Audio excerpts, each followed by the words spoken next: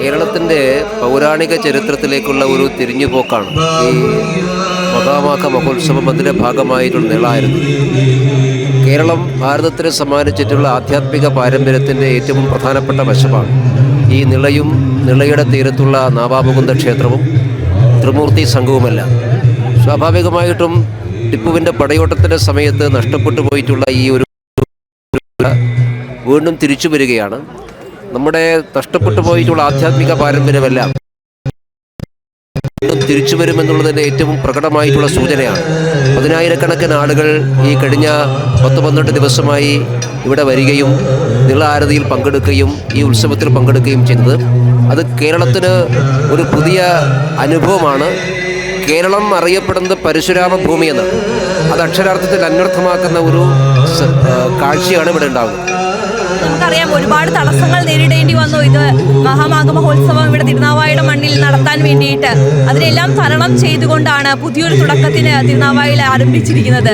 അതിനെങ്ങനെയാണ് നോക്കിക്കാണുന്നത്? ഇത് എതിർക്കാൻ ശ്രമിച്ചിട്ടുള്ള ആളുകൾ ഇത്രയും വലിയ ജനപങ്കാളിത്തം ഇതിനുണ്ടാകും, ലക്ഷക്കണക്കിന് ഭക്തജനങ്ങൾ ഇവിടെ വന്നു ചേരും എന്നൊന്നും വിചാരിച്ചിട്ടുണ്ടാവില്ല. പക്ഷേ നിർഭാഗ്യവശാൽ ഇത്രയും ജനസഞ്ചയം ഉണ്ടായിട്ടും കേരളത്തിൻ്റെ സാമൂഹിക ചരിത്രത്തിലും രാഷ്ട്രീയ ചരിത്രത്തിലുമൊക്കെ വലിയ മാറ്റമുണ്ടാകുന്ന രീതിയിലുള്ള വലിയ ജനപങ്കാളിത്തം ഉണ്ടായിട്ടും കേരളത്തിലെ ഭരണപക്ഷത്തോ പ്രതിപക്ഷത്തോ ഉള്ള ആരും തിരിഞ്ഞു നോക്കുന്നില്ല എന്നുള്ളത് അങ്ങേയറ്റം ഖേദകരമാണ്. കേരളത്തെ മനസ്സിലാക്കാൻ ഇനിയും ഇവർക്കൊന്നും സാധിച്ചില്ല എന്നുള്ള സൂചനയാണ്. എന്തുകൊണ്ടാണ് മലപ്പുറം ജില്ലയിലെ ജനപ്രതിനിധികൾ പോലും ഈ ഭാഗത്തേക്ക് തിരിഞ്ഞു നോക്കാത്തതെന്ന് അറിയില്ല. അതങ്ങേയറ്റം ഖേദകരമാണ്, നിർഭാഗ്യകരമാണ്.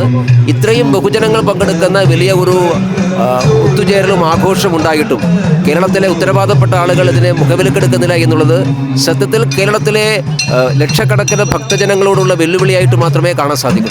എങ്ങനെയുണ്ട് ഇവിടുത്തെ ഒരു ആത്മീയ അനുഭവം, ഇവിടുത്തെ ഒരു അന്തരീക്ഷമൊക്കെ എങ്ങനെയാണ്?